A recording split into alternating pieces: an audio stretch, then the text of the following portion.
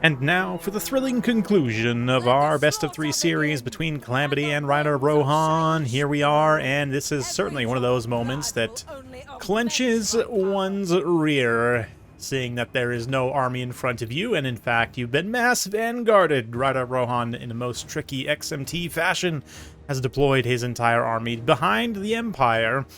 We've got 2 Glade Captains leading the way, a lost Sylvan Knights, plus another Great Stag here. Another Great Stag here. Yeah, triple Great Stag. We've got Sisters of Thorn, Race of the Frozen Heart, plus some more Dryads, some Glade Rider Spears as well. And then the Lord is a caster on an Eagle, Spellweaver, Lore of Life up there in the forest. And immediately, the heavy cavalry force of Calamity is forced to turn around and reckon with what is behind them. They've got a bunch of Reiksguard and Empire Knights, 4 of each, plus a bunch of Spearmen, then Elspeth von Draken, and an Engineer for a little bit of ranged support. I definitely agree with going 5 heavy cavalry, or 8 heavy cavalry, I should say here.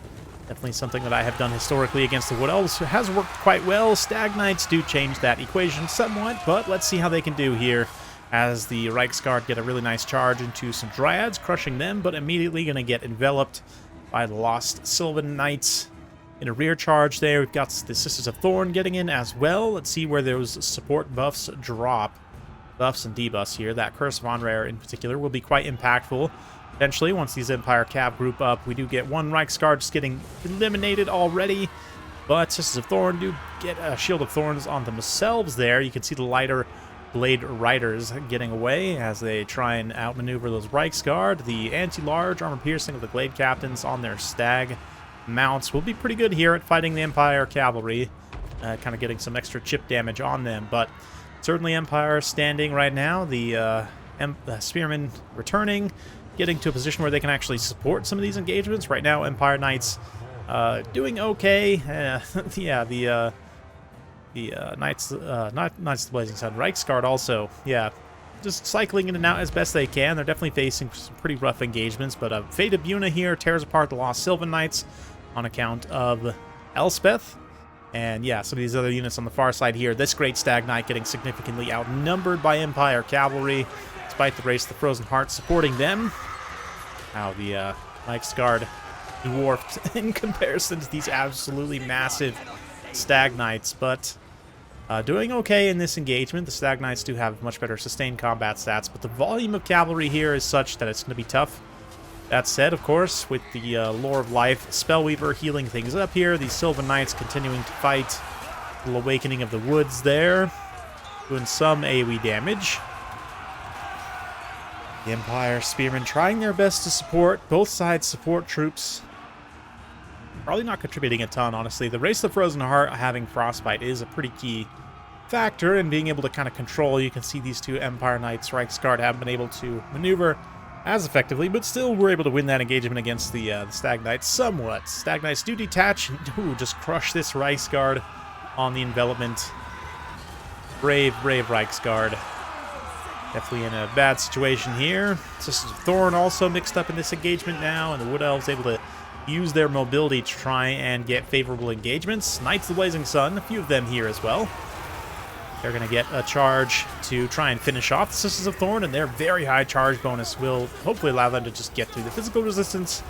Flaming attacks don't interact with physical resistance at all, and the Knights of the Blazing Sun don't have magic damage, so can't get through the resistances of the Sisters of Thorn. 40% there, and I think Great Stag Knights are, what, 20%? Yeah, so both units here definitely would have benefited to have some kind of magic damage component, but would probably have had to brought Lore of Fire for, like, Flaming Sword of Ruin. Instead, Elspeth here with Lore of Death. She herself, I believe, does magic damage in melee, yeah, and has armor piercing because of her scythe, so can get in here, mix it up with Stag Knights. Obviously, the Regiment of Renowned Stag Knights are all physical resistance, right? With 0 armor, being an ethereal unit. All that matters against them is magic damage, and they have taken a lot of damage just overall. You can see the Engineer still continuing to fire, has plenty of ammunition left to try and stretch this game out. Right now, things are looking pretty grim for the Empire. A lot of the cavalry has been just whittled down over time, you know, taking losses in unfavorable engagements. The Stag Knights have been able to win on quality. And on mobility, being able to outmaneuver and get more favorable engagements despite the higher numbers. You know, the Reichsguard also getting tangled up with lots of dryads. I do think it would have benefited Calamity a little bit to just hold the cavalry charge for, like, you know, another 10-15 seconds until the spearmen are able to get a little bit closer to actually support those initial engagements. You know, certainly easier said than done, and Rider Rohan put him in a very tough situation, trying to initially, you know, immediately make some tough decisions and have to, you know, basically be forced into an uncomfortable situation. That's one of the things that Mass Vanguard can bring to the table, is to, you know, kind of force your opponent out of their comfort zone, force them to react instantly, and sometimes make suboptimal decisions or mistakes that could end up costing them. But here, I mean, Rider Rohan's build also very well constructed, but let's see. Elspeth and the engineer still alive. Plenty of ammunition left on the Glade Captains to try and outtrade them at this point. Yeah, I can see the little hits landing there. The Eagle also is fast enough, certainly, to catch these two. But let's see, we do have some Empire cavalry here, one Reichsguard unit coming to the cause, and the cavalry for the Wood Elves is also pretty much dealt with at this point. Only the the Lost Sylvan Knights remain, although they did just get a really nice heal.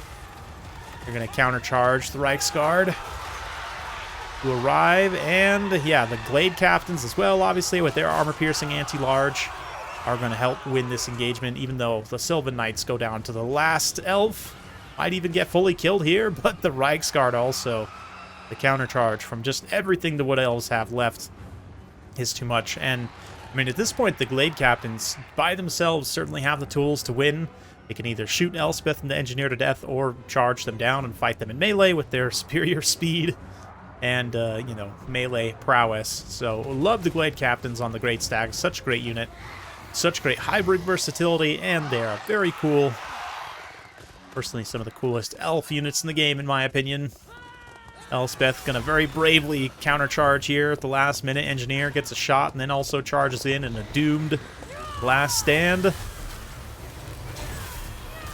Yeah, some kind of spell being cast here. What is that, a little Spirit Leech or something? Actually, I have no idea.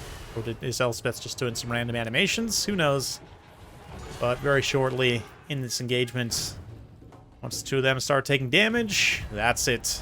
It's army losses. So, a nice victory for Rider Rohan on the series. Big thanks to Calamity for sending it in. Not only sending in losses, but a series loss, which is definitely a brave and noble thing to do, so certainly appreciate that. And plenty of awesome games as well. I really enjoyed this one in particular, with the Mass Vanguard versus the Mass Cavalry. Just lots of fun stuff going on both sides. Nice to see at least a couple Empire Knights, a couple Reichsguard, and Knights of the Blazing Sun pay for themselves. Elspeth and the Engineer also reasonably cost-effective. Yeah, the Empire Spearmen were able to be somewhat effective. I just think the missed timing was a big issue for sure. And, I mean, great Stag Knights, Lost Sylvan Knights, just feasting on value there. Lots of good targets for them to fight. Regular Stag Knights didn't trade as cost-effectively, but, yeah, I do think a little bit of magic damage. I mean, Fate of Buna definitely helps, but maybe, yeah, hard to say. Flaming Sword of Ruin, Burning Head both are pretty good in this matchup. You can also take some extra synergy if you want to spend on a Warrior Priest. It's not amazing, but it's something. You get pretty consistent damage spikes on certain units, but overall, very fun game, very fun series. Hopefully you guys enjoyed as well. If you did, be sure to like, subscribe, share with a friend if you're feeling a little squirrely. That's it for today. Thanks again. We'll see you next time.